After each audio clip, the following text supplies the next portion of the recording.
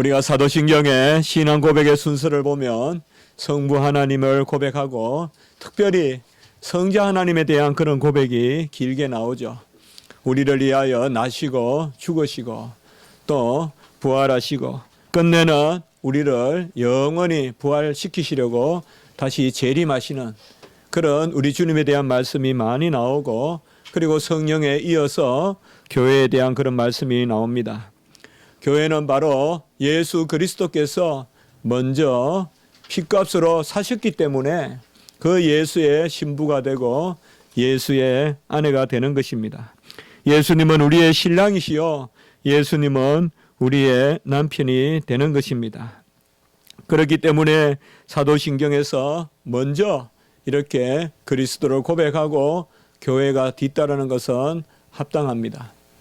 오늘날 많은 신앙인들과 신학자들이 교회를 먼저 앞세우고 그리스도를 뒤세우는 그런 모습들을 많이 봅니다. 교회 중심은 맞지만은 그리스도의 중심이 먼저 있어야 교회 중심이 있는 것이지, 우리가 모인다고 해서 그리스도가 만들어지는 것이 아닙니다. 그리스도가 계심으로 우리의 모임이 있는 것입니다. 이사야 53장은 우리가 잘 알듯이 의로운 종, 또 도수장에 끌려가는 잠잠한 양과 같은, 그가 찔리면 우리의 허물을 인함이고 상함은 우리의 죄악을 인함이고 그가 징계받으면 우리가 화평을 누리고 채찍에 맞음으로 우리가 나음을 얻었도다. 우리가 잘 알듯이 바로 예수 그리스도의 이 땅에 오심과 고난 당하심, 우리를 위하여 세상 죄를 지고 가는 어린 양이 되실 것을 노래하고 있는 것이 바로 53장, 이사야 53장입니다. 하나님은 가장 귀한 구속의 역사는 먼저 예언해 주십니다. 십자가의 예언이 바로 구약 이사야 선지자에 의해서 먼저 우리에게 주어진 것이죠. 그리고 오늘 우리가 보는 이 54장은 사도신경 순서와 같이 53장이 예수 그리스도에 대한 예언이라면 54장 오늘 읽었던 말씀, 특별히 1절에서 10절은 교회가 그 예수의 신부가 되는, 아내가 되는 그 은혜로운 말씀을 담고 있습니다.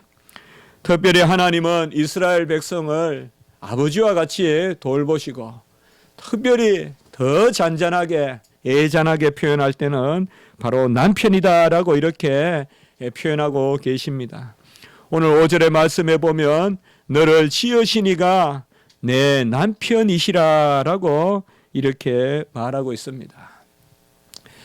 히브리어로 남편이란 말은 두 단어가 있습니다. 이시라는 단어가 있고 바알이라는 단어가 있습니다. 이시라는 말은 남자라는 뜻이고 바알이라는 말은 주인이라는 뜻입니다. 여러분들께서 고유명사 바알하고 이 일반명사 바알은 구별해야 됩니다. 우리가 고유명사 바알은 이방의 신이죠. 바알신.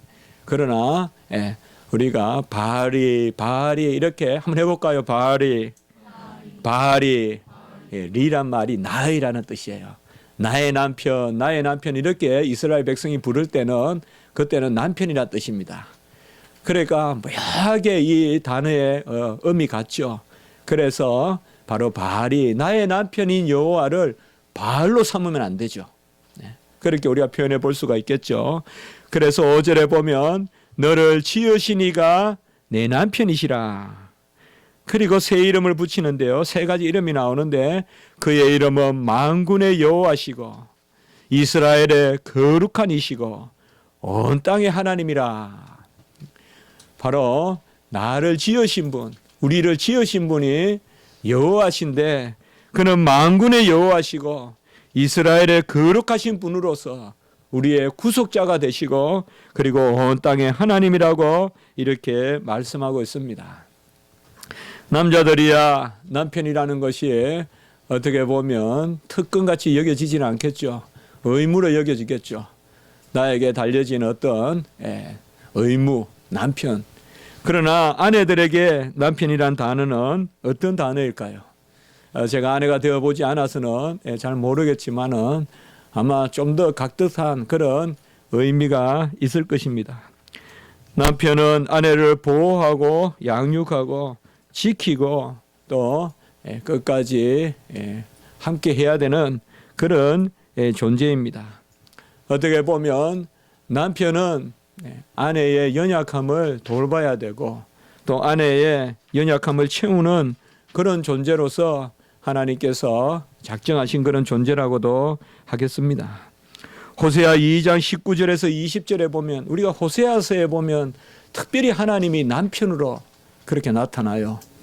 그래서 하나님이 남편인데 아내인 너희들이 왜 제대로 남편을 남편같이 대우하지 않느냐.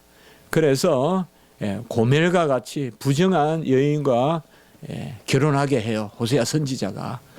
그래서 그 호세아 선지자를 통하여서 여호와의 마음을 전해주는 거예요. 아내인 고멜. 그래도 그 고멜을 버리지 않고 호세아 선지자가 고멜과 함께 사는 가운데 그래서 호세아서에 보면 특별히 이런 구절들이 많이 나오는데요. 호세아 2장 19절에서 20절에 보면 여기 내가는 여호와입니다. 여호와 하나님이 내게 장가들어 영원히 살되 하나님이 교회에 또 우리 성도들에게 장가든다는 표현을 씁니다. 영원히 살되 공의와 정의와 은총과 긍휼이 여김으로 장가들며 공의와 또 정의와 은총과 긍휼이 여김으로 장가들며 진실함으로 내게 장가들리니 5가지가 나와요. 같이 합시다. 공의, 정의, 은총, 긍휼, 진실함. 이 5가지 가운데 장가를 들며 공의가 있어야 되고 정의가 있어야 되고 진실함이 있어야 되고 은총과 긍휼 가운데 장가를 들며 내게 장가 들리니 내가 여호와를 알리라. 이때 알리라라는 단어는 히브리어로는 야닥 하는 단어가 있습니다. 야닥. 이 안다는 말이 바로 부부가 안다는 뜻이에요. 부부는 부모가 자식을 아는 것보다 더 은밀한 게 있어요. 자식에게는 문을 닫아도 부부에게는 부부간에는 문을 닫지 않아요. 그게 바로 부부죠. 이게 안다는 뜻이에요.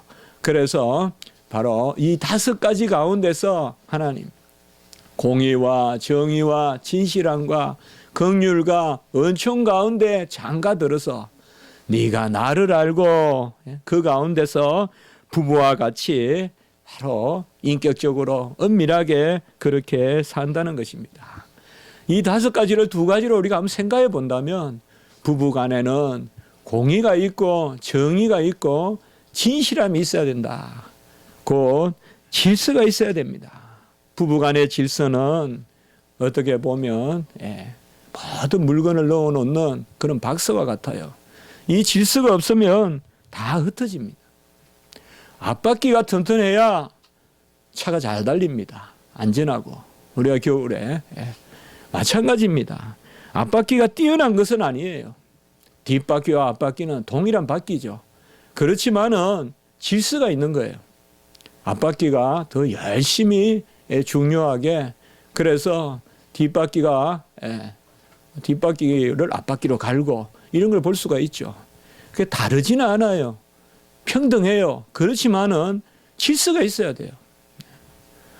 앞바퀴가 허술하고 뒷바퀴가 단단하면 그 차는 위험해요. 그래서 그 바퀴를 자꾸 갈아주는 거예요. 바로 부부간에도 질서가 있어야 돼요.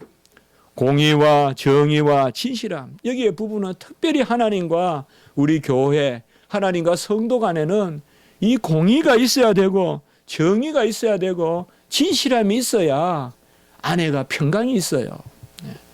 깨버리면 평강이 없어요, 여러분들. 깨면 평강이 있을 것 같아도 자유는 평강이지만은 방종은 평강이 아니에요. 혼란이에요. 전부 다 병이 걸려요. 전부 다 마음이 상해요. 그것은 질서가 없기 때문에 그래요. 어려워도 질서를 지켜야 돼요. 질서는 어떤 재물보다도 중요해요. 질서는 어떤 명예보다도 중요해요. 바로 부부간의 질서는 아주 중요한 것이에요. 이걸 깨면 어떤 명예도 재물도 채우지 못해요. 가정을. 바로 하나님과도 마찬가지예요. 하나님과 그의 자녀들, 교회 사이의 관계는 공의와 정의와 진실함이 있을 때, 그때 하나님은 어떤 배려를 하시느냐? 은총과 긍휼히 여김을 베푸시겠다라고 이렇게 말씀하고 계십니다. 우리는 질서 가운데 있고 우리는 그의 아내 되고, 우리가 남자든 여자든 교회는 하나님을 남편으로 모시고 그 공의와 정의와 그 진실한 가운데 우리가 거할 때 하나님은 은총과 긍휼을 우리에게 풍부히 내려주신다. 지난 주간에 우리가 에스겔서 34장 26절의 말씀에 복된 소낙비다라고 이렇게 이야기했죠. 소낙비가 복되려면 질서가 있어야죠. 소낙비가 난잡하게 내리면 그것은 사람을 해치고 생명을 앗아가고, 그러나 소낙비가 질서 있게 내리면 저수지에 물이 갇힌단 말이에요. 사실상 장마도 필요하거든요. 장마도 있어야 돼요. 그것도 하나님 섭리일 수 있어요. 장마가 있기 때문에 더러운 것과 깨끗한 것이 한번 뒤바뀌고, 장마가 있어서 신진대사가 되기도 하고, 장마가 있어서 물이 차기도 하고, 장마가 필요한 것도 맞아요.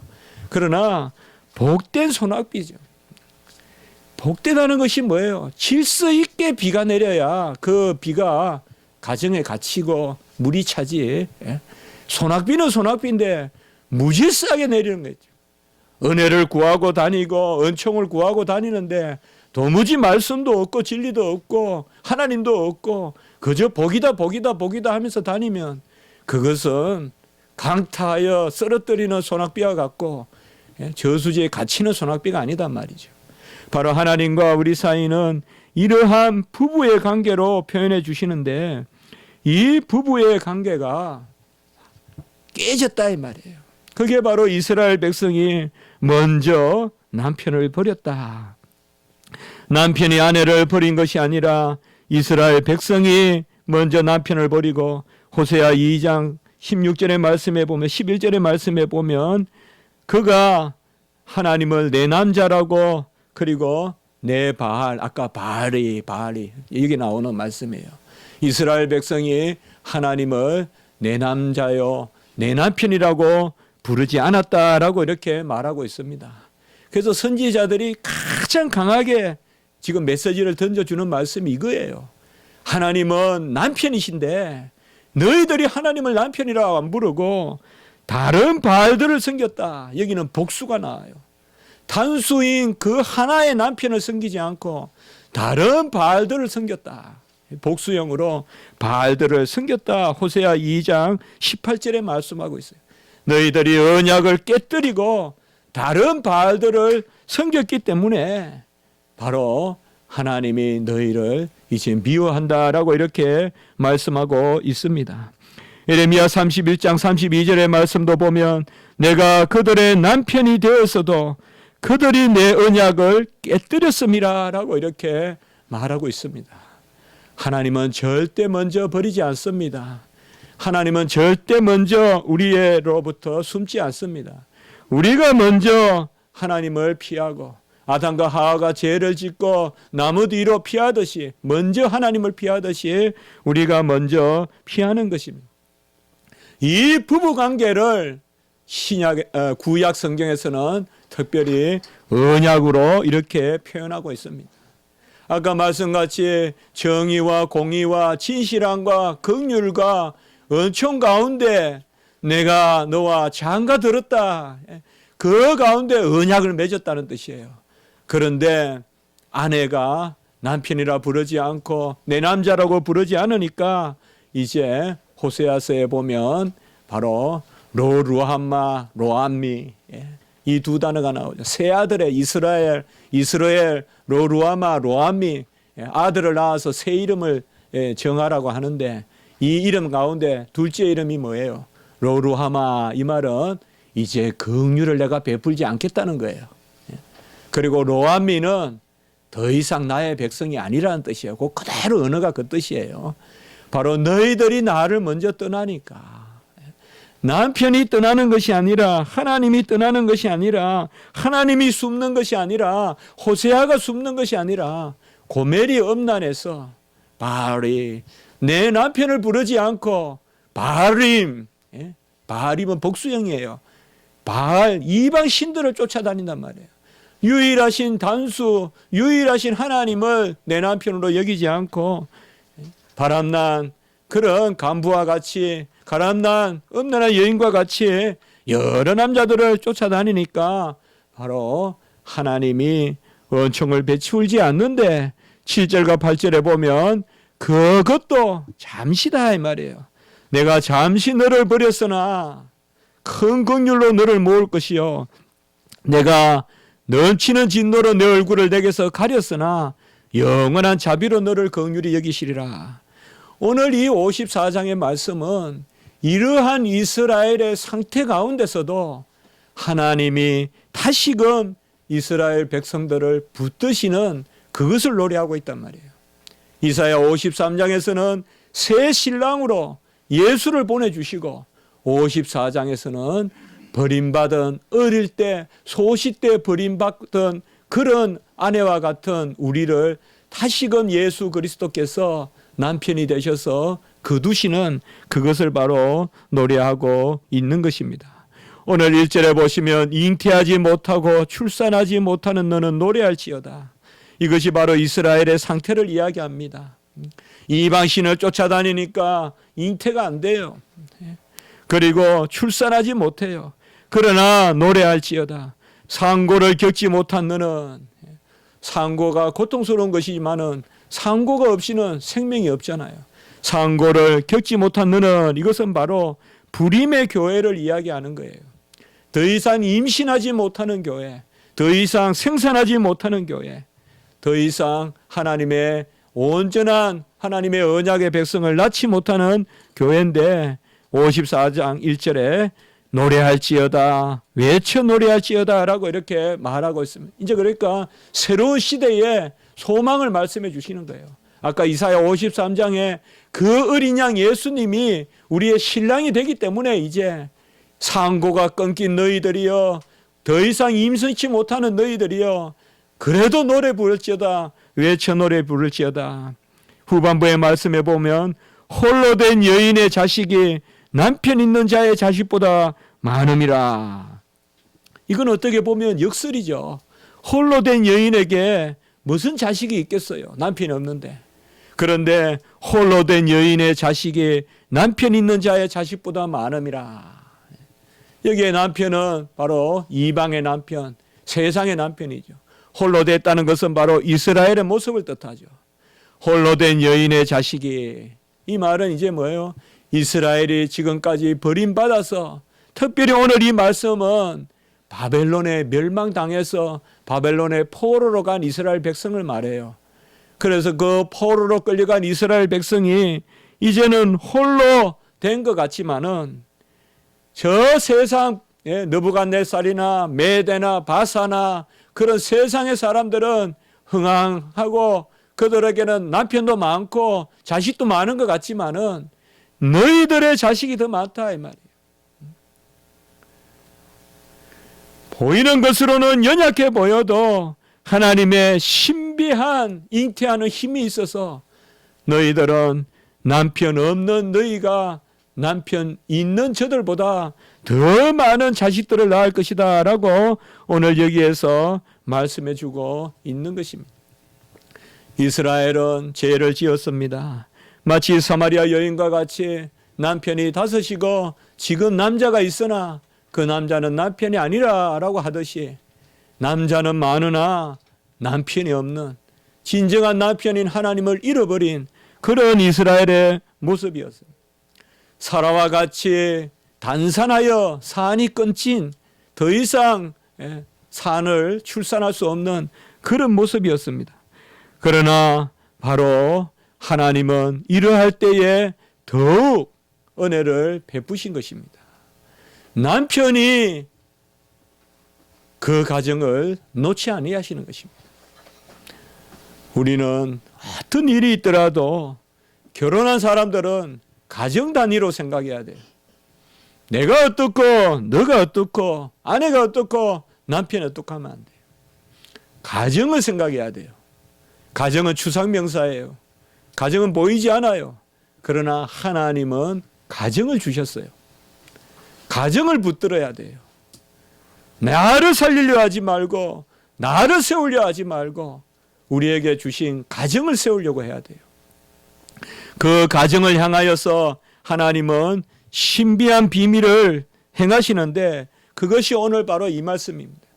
마치 남편이 없는 듯하는 이러한 상태 가운데 있는 이스라엘에게도 하나님이 많은 열매를 주시고 자식을 주시겠다라고 이렇게 말씀하고 있습니다. 이러한 예언의 말씀은 예레미야 예가에도 나옵니다. 예레미야 선지서는 바로 이스라엘의 멸망할 것을 바로 목전에 두고 기록한 말씀이잖아요. 예레미야 예가는 특별히 멸망한 이스라엘 유다를 바라보면서 슬픈 노래를 부른 것인데, 여기에도 3장 22절 23절에 보면 이러한 노래가 나와 있습니다. 여호와의 인자와 긍휼이 무궁하심으로. 아까 우리 여호와가 긍휼과 은총 가운데 장가 들었다 했죠. 인자와 긍휼이 무궁하심으로 우리가 진멸되지 아니함이니이다. 이것들이 아침마다 새로우니, 같이 합시다. 주의 성실하심이 크시도소이다. 여호와의 인자와 긍휼이 아침마다 새로우니 주의 성실하심이 크시도이다. 같이 합시다. 남편의 성실함. 여기에 바로 남편의 성실함이에요. 우리가 부부간에는 성실의 의무가 있다고 하잖아요. 남편도 성실의 의무가 있고, 그 성실의 의무에는 순결의 의무도 들어가고, 또 열심히 가정을 세워야 되는 의무도 들어가죠. 주의 성실하심이 크시도이다. 그리고 32절에 보면 3장 32절 예레미야가 그가 비록 근심하게 하시나 그의 풍부한 인자하심에 따라 긍휼히 여기실 것임이라 라고 이렇게 말씀하십니다. 주님의 남편으로서의 성실하심이 큽니다.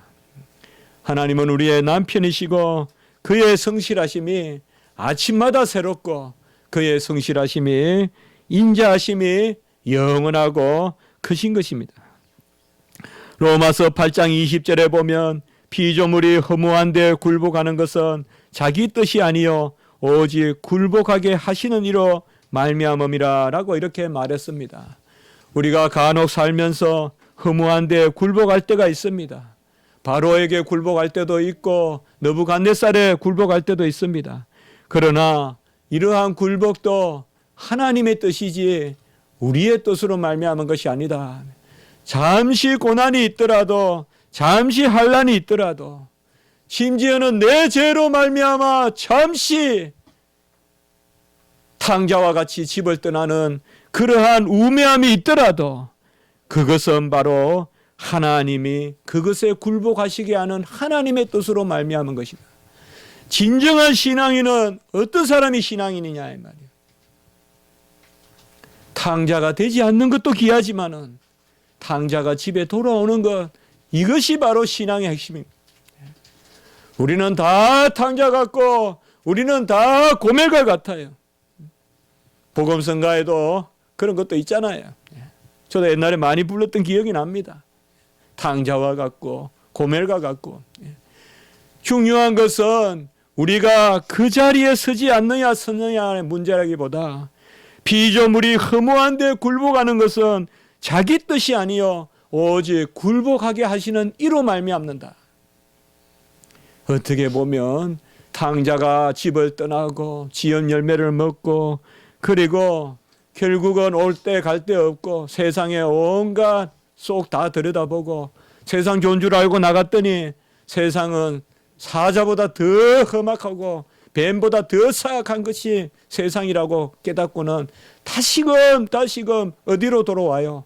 가정으로 돌아오죠. 남편이 있고 아버지가 있는 가정으로 돌아오죠. 이것이 바로 탕자의 비유죠.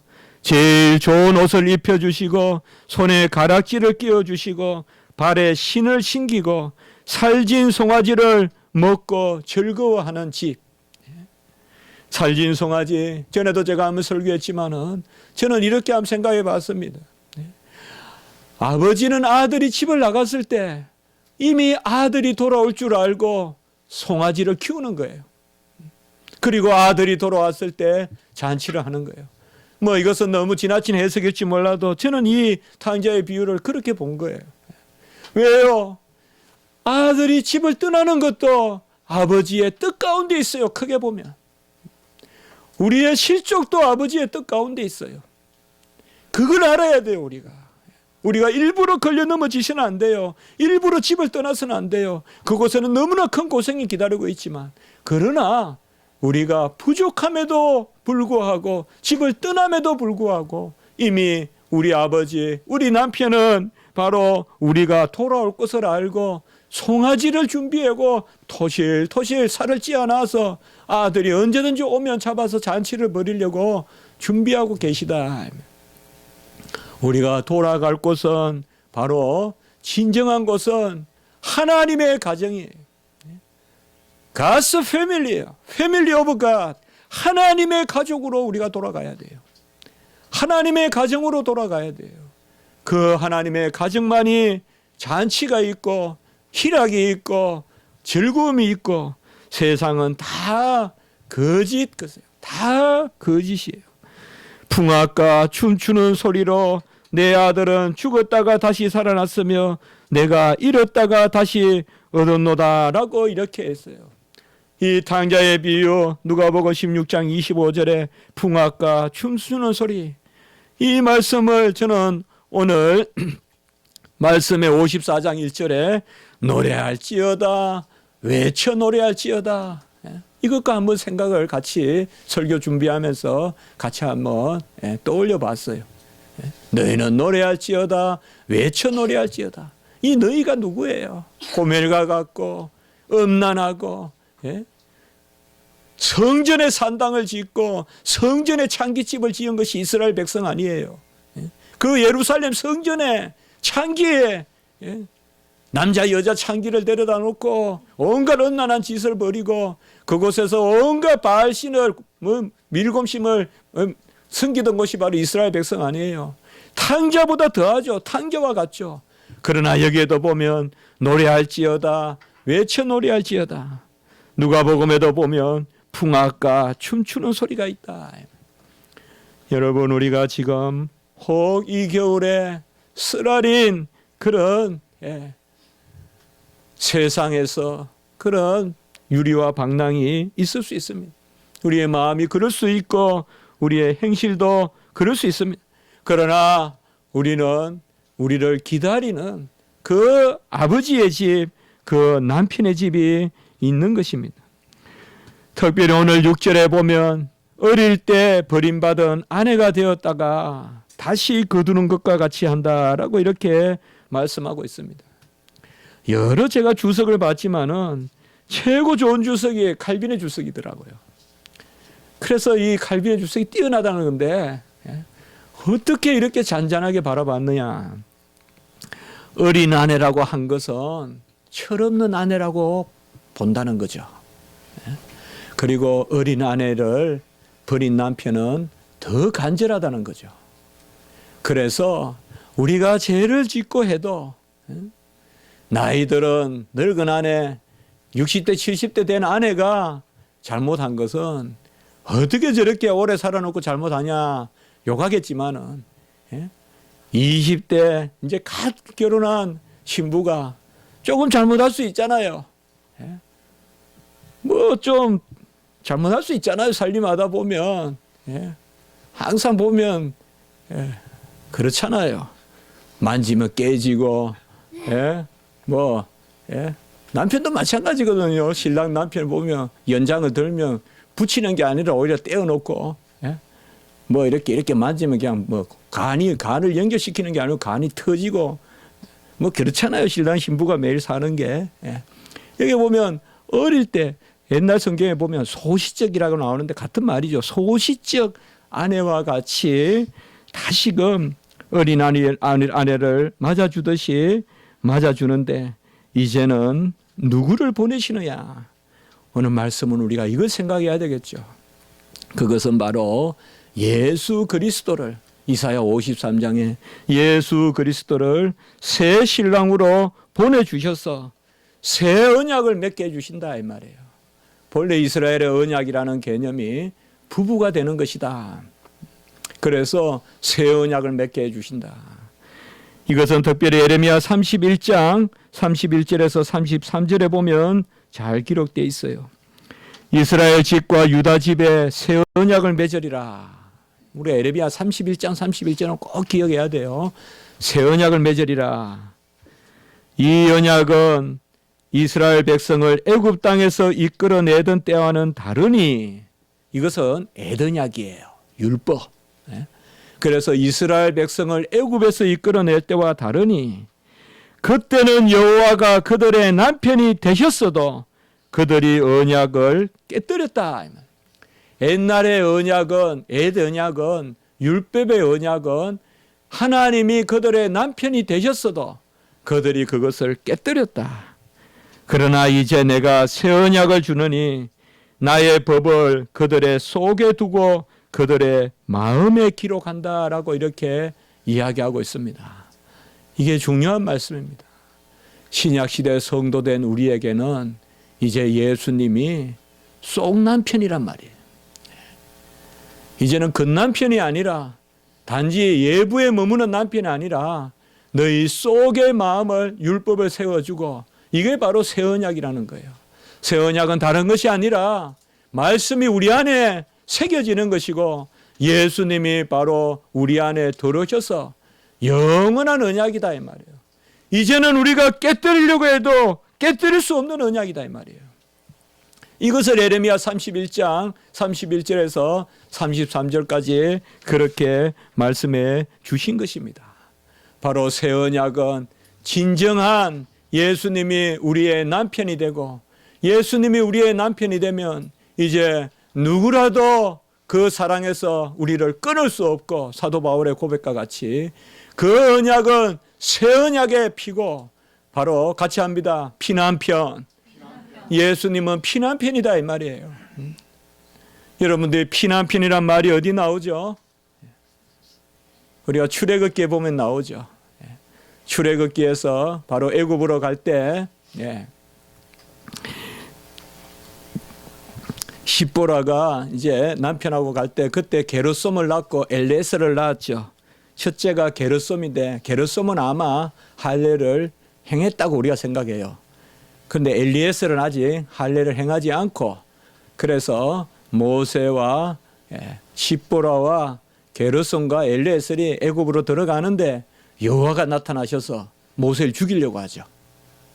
모세를 죽이려고 하니까 그때 십보라가 빨리 돌칼을 가지고 그 당시에는 이제 돌칼이고 뭐 시대가 그런 시대니까요. 그리고 특별히 할례를 행할 때는 돌칼로 행했다. 또 그런 말이 있어요. 그래서 돌칼을 가지고 할례를 행해요. 그리고 그것을 행해서 던지니까 그 여호와가 이제 남편을 죽이지 않아요. 그리고는 그때 모세를 향하여서 피난편이다 이렇게 불러요. 이 피난편이란 말을 여러 가지 생각해 볼 수가 있지만 우리가 그렇게 어렵게 생각하지 않아도 됩니다. 바로 언약의 피로 생명을 살려주신 남편, 막 그렇게 생각해도 돼요, 여러분들. 그래서 이제 그때는 육체의 피잖아요. 그 피는 뭐예요? 바로 포피의 피잖아요. 육체의 껍데기를 잘라서 드린 거잖아요. 그러나 이제 진정한 우리의 피난편은 누구예요? 자기 자신을 드린 거죠. 자기 자신을 교회를 위하여 드리신 분이죠. 에베소서 5장에 보면 바로 그가 우리의 남편이잖아요. 그래서 이 비밀이 코도다. 남편과 아내가 바로 부모를 떠나서 하나가 될지라라고 하면서 에베소서 5장 25절에 보면 교회를 위하여 자기 자신을 주셨다고 했잖아요. 이것은 예수 그리스도께서 자기 자신을 주셨다는 것입니다. 이제 우리는 예수님을 진정한 남편으로 모시는 그런 피언약, 새 언약의 피로 거듭남을 받았고 우리가 다 예수님과 한 가정을 이루었습니다. 육체의 가정이 중요하지만은 우리는 영원한 하나님의 장막 가운데서 예수님이 우리의 남편이 되심으로 그 예수님을 남편으로 모시고 그 예수님과 오늘 10절에 보면 화평의 언약을 맺었기 때문에 이 화평의 언약은 영원히 사라지지 않습니다. 오늘 54장 10절에 보면 화평의 언약이라고 했고 55장 3절에 보면 영원한 언약이라고 했습니다. 같이 합시다. 화평의 언약, 영원한 언약. 여기 화평이란 말이 바로 뭐예요? 더불어 먹고 마시고, 이 화평이란 말이 다 포함하는 거예요. 죄도 사해 주시고 용서해 주시고 그 정도 소극적인 데 머물지 않고 모든 것을 먹을 것을 주시고 공급해 주시고 그가 우리의 남편이기 때문에 2절과 3절 오늘 제가 이 말씀을 준비한 것은 추수감사절이에요. 지난주 한 주간만 감사할 것이 아니라 오늘도 제가 감사의 말씀을 한 주간 더 전하면 좋겠다. 그리고 다음 주부터는 이제 조금 예수님 오신 성탄의 말씀을 전하고 싶고요. 그래서 오늘 특별히 제가 이 말씀을 어디에 감사가 있느냐 하면 어떻게 해야 우리의 터가 넓어지느냐. 오늘 2절 3절의 말씀에 보면 내 장막터를 넓히며 내 처소의 희장을 아끼지 말고 널리 펴되 너의 줄을 길게 하며 너의 말뚝을 견고히 할지다. 이것은 완전히 장막 치는 모습이에요. 장막 치는 모습. 내 장막터를 넓히고 내 처소의 희장을 아끼지 말고, 이 말은 쏙 좁은 신앙생활 하지 말고 큰 희장을 마련하라 이 말이에요. 장막이 좁으면 희장도 좁겠죠. 큰 희장을 마련해라 이 말이에요. 장막터를 크게 잡아라. 희장을 큰 것을 마련하고 줄을 길게 마련해서 큰 줄을 박아라. 그리고 말뚝을 큰 장막에 맞는 큰 말뚝을 박아라. 아주 이것은 생생한, 오늘날로 말하면 아주 큰 땅을 사서 크게 기초를 콘크리트를 붓고 그 다음에 기둥을 큰 거 박아서 집을 크게 지어라. 그 말하고 똑같은 말이에요. 이때는 집이 없고 장막이니까. 그래서 기둥을 굳게 박아서 견고히 말뚝을 박고 긴 줄을 늘어뜨려서 그리고 희장을 크게 마련했어. 요만한 희장 가지고 그냥 가리고 뭐 여기 애 들어가고 여기 부모 있고 요 정도 희장이 아니고 큰 희장을 해서 크게 희장을 치고 그리고 장막을 크게 해라. 내 장막들을 넓히라. 그리고 3절에 보면 뭐예요? 내가 좌우로 퍼지며 내 자손은 열방을 얻으며 황폐한 성읍들은 사람 살 곳이 되게 할 것임이라. 이거는 1차적으로 우리가 오늘 말씀과 같이 가정에 적용해 볼 수도 있고 2차적으로 혹은 어떻게 보면 더 중요하게 교회에 적용해 볼 수 있어요. 바로 교회가 확장되고 교회가 커지고 교회가 이방 열방까지 뻗어나가고 황폐한 성읍들도 하나님의 교회가 되는, 우리가 남편이다 신랑이다 하면 교회라고 해도 되고 우리 가정이라고도 해도 되는 것입니다. 우리의 장막터가 어찌 넓어질까요? 우리의 줄이 어찌 길어질까요? 우리의 토대가 어찌 깊어질까요? 그것은 다른 것이 아니라 우리가 서로 소시적 신부와 같이 잘못한 일이 있더라도 오늘 4절에 보면 두려워하지 말라, 수치를 당하지 아니하리라. 놀라지 말라, 내가 부끄러움을 당하지 아니하리라. 우리의 연약함, 어려움, 이 한 해를 돌아보는 수치가 있어요. 부끄러움이 있어요. 견딜 수 없는 나의 연약함이 있어요. 자식 보기 힘든 그런 부모의 연약함도 있고 부모 보기 힘든 자식들의 연약함도 있어요. 그러나 그곳에 머물지 말고 내 수치를 기억하지 아니하고 두려워하지 말라, 놀라지 말라. 내가 내 남편이라. 같이 합시다. 바알리 내 남편이다 이 말이에요. 나의 남편이 여호와다. 바알리 야훼. 같이 합시다. 바알리 야훼. 야훼는 내 남편이시로다. 야훼가 내 남편이시로다. 장막터를 넓히고 줄을 크게 하고 믿음으로 공의와 진리와 진실한 가운데 긍휼과 은총으로 같이 합시다. 복된 소낙비. 복된 소낙비가 맞아야 돼요, 집에. 질서 가운데 소낙비가 내려야지 마구잡이로 여기저기 그냥 되는 대로 주워 모으고 하다가는 망해요. 공의와 진리와 의로운 가운데 주의 긍휼을 구할 때 그때 내 구속자가 내 남편이시라. 오늘 8절에 보면 내 구속자 여호와께서 말씀하신다라고 이렇게 말하고 있습니다. 특별히 9절에 보면 노아의 언약도 이야기하는데 노아의 언약이 뭡니까? 이제는 모든 새와 짐승을 내가 지켜주리라. 저는 이 절기에 이제 가을이 또 저물어가고 겨울이 오는 이 절기에 우리가 감사를 하면서 오늘 말씀을 정말 축복하는 마음으로 여러분들에게 전하고 싶은 것입니다. 여러분 장마터가 넓어지기 바라고 여러분들의 터가 굳건해지길 바라고 정말 노아의 언약과 같이 모든 짐승과 새들이 이 땅을 떠나는 것이 아니라 이 땅에서도 풍부해지기를 바라는 것입니다. 칼빈은 이렇게 주석을 했습니다. 저는 이 주석을 우리 십자가 지기 교회에 한번 비추어 봤습니다. 1절을 주석하면서 칼빈은 이렇게 말했어요. 오늘 54장 1절을 말하면서 여기 아까 나왔죠. 홀로 된 여인의 자식이 남편 있는 자의 자식보다 많음이라. 이게 어떻게 가능한 말이냐 이 말이죠. 홀로 된 여인이 무슨 자식을 낳을 수 있다고.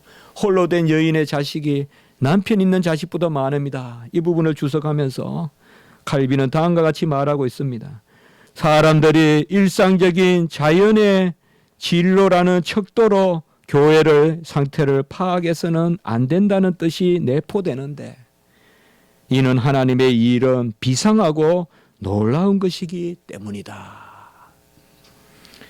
일상적인 자연의 진로라는 척도로 교회의 상태를 파악해서는 안 되는데 교회가 작다고 생산치 못한다. 교회가 연약하다고 생산치 못한다. 그렇게 파악해서는 안 되는데 이는 하나님의 일은 비상하고 놀라운 것이기 때문이다. 저는 오늘 아침에 기도하면서 하나님 앞에 눈물 흘리며 기도했어요. 북한을 돕는 교회가 되게 해주시옵소서. 중국을 복음화시키는 개혁주의로 복음화시키는 십자가 지기 교회가 되게 해주시옵소서. 이 인간을 전도하는 교회가 되게 해주시옵소서. 같이 우리 한번 해봅시다. 북한을 돕는 십자가 지기 교회, 중국을 개혁주의로 온전케 하는 십자가 지기 교회, 이태원을 복음화하는 십자가 지기 교회. 사람들의 척도로는 우리가 작아 보일지 몰라도 생산치 못하고 옛날 성경에 보면 구로치 못한다 그랬는데 임신도 못하고 생산치도 못하는 그렇게 보일지라도 하나님의 일은 비상하고 놀랍기 때문이라. 12제자 갈릴리의 어부라도 들어서 하나님이 전 세계 이 세계 교회를 만드신 줄 믿습니다. 이러한 믿음으로 교회를 바라보시고 이러한 믿음으로 가정을 바라보시고 가정에 깊은 말뚝을 박으시고 긴 줄을 준비하시고 장막틀을 넓게 잡으시고 시장을 크게 드리는 그런 하나님의 은혜가 있기를 주님의 이름으로 축복하는 것입니다. 한번 기도드리겠습니다.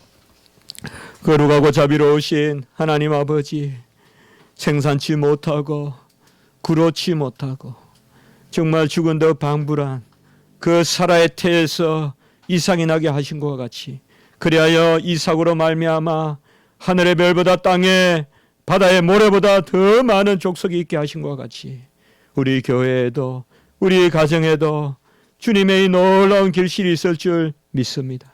다만 우리는 빨리 야훼 우리 하나님만을 유일하신 남편으로 삼는 그런 신앙의 지조와 성실함을 허락하여 주셔서 그 가운데 복된 소낙비를 받는 우리가 될 수 있도록 우리 교회에 복된 소낙비를 내려주시고 우리 가정에 복된 소낙비를 내려주시고 우리 자녀들에게 복된 소낙비, 공의의 소낙비, 정의의 소낙비 내려 주시옵소서. 구주 예수 그리스도 이름으로 감사하며 기도드리옵나이다. 아멘.